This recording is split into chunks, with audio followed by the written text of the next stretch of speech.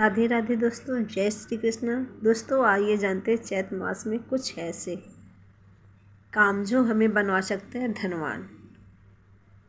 हिंदी पंचांग के अनुसार चैत महीने में नए वर्ष की शुरुआत होती है। इस महीने के मायनों में महत्वपूर्ण होता है। चैत के महीने में न केवल मौसम परिवर्तन होता है बल्कि नए त्यौहार भी आते हैं। इतना ही नहीं, इस माह में रहन सहन दिनचर्या बदलाव लाना बेहद ज़रूरी होता है। यह केवल सेहत के लिहाज से ज़रूरी है बल्कि आध्यात्मिक तौर पे भी यह बहुत महत्वपूर्ण होता है। हिंदू धर्म में नए वर्ष की शुरुआत चैत मास शुक्ल पक्ष से होती है। इस माह में कई धार्मिक घटनाएं घटी हैं जो मनुष्य के जीवन पे अलग अलग प्रभाव डालती है। चैत का महीना धर्म कर्म के साथ ही लेकर सेहत के मामले में भी विशेष सावधानियां रखने वाला माना जाता है। इस वक्त वातावरण में गर्मी बढ़ जाती है, कारण वायरस और बैक्टीरिया सक्रिय होकर लोगों को संक्रमण होने वाली बीमारियों को बढ़ावा देता है। इस महीने में चेचक होने की संभावना सबसे अधिक होती है। इसलिए आज हम आपको कुछ अचूक उपाय बता रहे हैं जिससे आप बेहद कारगर साबित हो सकते हैं। तो चलिए इस महीने का महत्व जानते हैं और चैत मास में क्या करना शुभ होता है ये भी जानते हैं। कब से कब तक चैत माह का महीना? पंडित जी कहते हैं कि चैत मास की आखिरी दिन यानी पूर्णिमा की चंद्रमा चित्रा नक्षत्र में उपस्थित होता है, इसलिए इस मास को चैत्र कहा गया है। इस वर्ष में चैत्र का महीना 15 मार्च से शुरू होकर 12 अप्रैल तक चलेगा।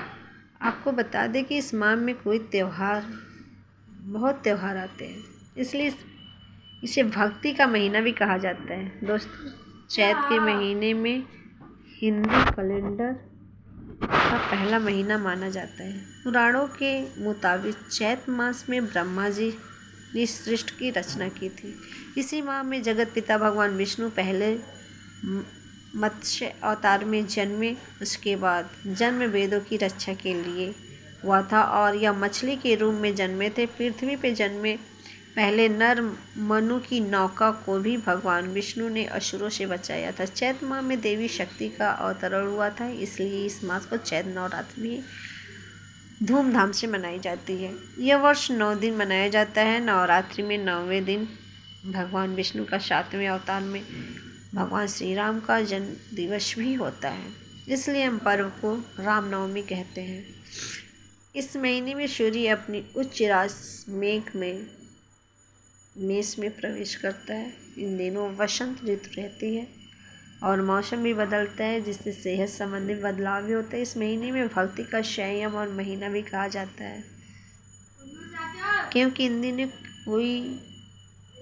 कई व्रत और पर्व आते हैं। सेहत में ध्यान रखते हुए इस महीने में आने वाले व्रत की परंपराएं मनाई जाती है। इस महीने में सूर्योदय से पहले उठ कर के ठंडे पानी से नहाना चाहिए। इसके बाद उगते हुए सूरज को अर्घ्य देना चाहिए। इस बार ही खाना खाना चाहिए, एक बार ही खाना खाना चाहिए। ऐसा करने से बीमारियों से बचे रहते हैं, उम्र भी बढ़ती है। ये बात पुराणों के साथ साथ आयुर्वेद ग्रंथों भी कहती हैं कि पौराणिक मान्यता के अनुसार ब्रह्मा जी ने चैत शुक्ल प्रतिपदा में सृष्टि की रचना की शुरू की थी।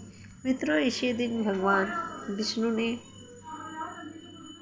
दशावतार में पहला मत्स्य अवतार लेकर प्रलय काल में जल से मनु नौका को सुरक्षित जगह पर पहुंचाया था। प्रलय काल खत्म होने के बाद मनु से ही दृष्ट सनातन काल गणना में चैत महीने की शुरुआत पहली तिथि से 9 वर्ष शुरू होता है, क्योंकि ब्रह्मा और नारद पुराण के मुताबिक इसी दिन ब्रह्मा जी ने सृष्टि की रचना की थी। सृष्टि की रचना में करीब 2 अरब साल बाद सम्राट विक्रमादित्य ने नया समुद्र चलाया था। ये उसी दिन की शुरुआत होता है जिस दिन सृष्टि बनी थी। ब्राह्मण पुराण में इस तिथि को बनाए गए शत्रु पूजा करने के लिए विधान बताया गया। तिथि को पर्व तय करने वाले ग्रंथ निर्णय सिंधु, हेमाद्रि और धर्म सिंधु की तिथि को पूर्णिदाई कहा गया है। इस तिथि को युगादि कहा जाता है, यानी यह दिन से सतयुग की शुरुआत हुई थी। इस विक्रम संवत में 2 तरह की महीनों में गिनती होती है। महाराष्ट्र, गुजरात और दक्षिण भारत की अमावस्या खत्म होने के बाद नए महीने की शुरुआत होती है। वहीं उत्तर भारत सहित ज़्यादातर जगहों पर पूर्णिमा को अगले दिन से नया महीना शुरू होता है। इसी कारण होली के अगले दिन नया महीना तो लग जाता है, लेकिन हिंदू धर्म के महीने में 15 दिन बीतने के बाद शुरू होता है। दोस्तों, आइए जानते हैं चैत महीने में किए गए जाने वाले 5 उपाय के बारे में।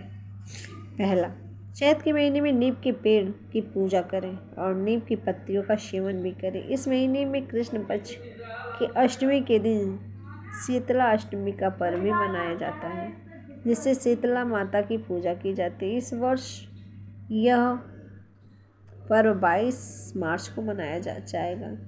इसी मान्यता को चैत्र मास के दिन नियमित नीम से पेड़ में जल चढ़ाया जाता है और इसे सेवन भी किया जाता है। शरीर सेहतमंद रहता है और किसी भी प्रकार का संक्रमण रोग नहीं लगता है। दूसरा, चैत के महीने में सूर्यदेव की पूजा करना बहुत ही शुभ होता है। इस मास में सूर्य की पूजा करने से आपके जीवन में ज्ञान का प्रकाश आता है। इतना ही नहीं, आपकी कुंडली में यदि सूर्य दोष है तो यह दूर हो जाता है। इस माह में नियमित रूप से सूर्य का अर्घ्य देने के लिए आप जल में गुड़हल का फूल, लाल चंदन मिला सकते हैं।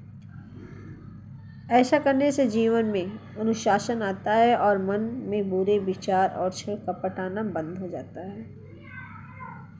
तीसरा, इस माह में आपको भगवान विष्णु की पूजा और आराधना जरूर करनी चाहिए। इस माह में आपको भगवान विष्णु की मछली के रूप की पूजा करनी चाहिए। मछली पालना और उनकी सेवा करना भी यह माह बहुत ही लाभदायक होता है। ऐसा करने से देवी माँ लक्ष्मी प्रसन्न होती हैं, जिससे आर्थिक दशा भी सुधरती है। चौथा, चैत्र मास में देवी दुर्गा के 9 रूपों की आराधना करना बेहद लाभकारी होता है। इस वर्ष चैत्र नवरात्र 31 मार्च से शुरू होकर कि इस दिन घट स्थापना की अलग महत्व होता है। ऐसी ही मान्यता है कि घट स्थापना करके आप 9 दिन के लिए अपने घर में देवी के रहने के लिए निमंत्रण देते हैं और ऐसा करने से दरिद्रता दूर होती है। पंडित जी कहते हैं कि महाभारत ग्रंथ में के मुताबिक यह माँ केवल एक समय ही खाना खाना चाहिए और अधिक से अधिक तरल पदार्थों का सेवन करना चाहिए। इससे शरीर और दिमाग दोनों ही ताजगी बनी रहती है। पाँचवां, इस महीने में सूर्योदय से पहले उठ के ध्यान योग का विधान है। ऐसा करने से तनाव मुक्त और स्वस्थ रहते हैं। इस महीने में सूर्य की और देवी की उपासना करना चाहिए, जिससे पद प्रतिष्ठा की साथ ही शक्ति और ऊर्जा भी मिलती है। चैत्र महीने के दौरान नियम पेड़ पौधों में जल डालना चाहिए और लाल फलों का दान करना चाहिए। चैत्र महीने में एक वक्त खाना खाने से हम बीमारियों से बचे रहते हैं। इस महीने में गुड़ खाने का मनाही है। वहीं नीम के पत्ते खाने की बात आयुर्वेद कहता है कि सोने से पहले हाथ मुंह धोना चाहिए और पतले कपड़े पहनना चाहिए। हल्के कपड़े पहनने से संतुलित श्रृंगार करना चाहिए। इस महीने में भोजन में अनाज का उपयोग कम से कम और फलों का इस्तेमाल ज़्यादा से ज़्यादा करनी चाहिए। इस महीने में बासी खाना नहीं खाना चाहिए। आयुर्वेद के मुताबिक इस महीने में ठंडे जल से स्नान करना चाहिए, गर्म पानी नहीं नहाना चाहिए। सातवां, नीम के पत्तों का उपाय करें।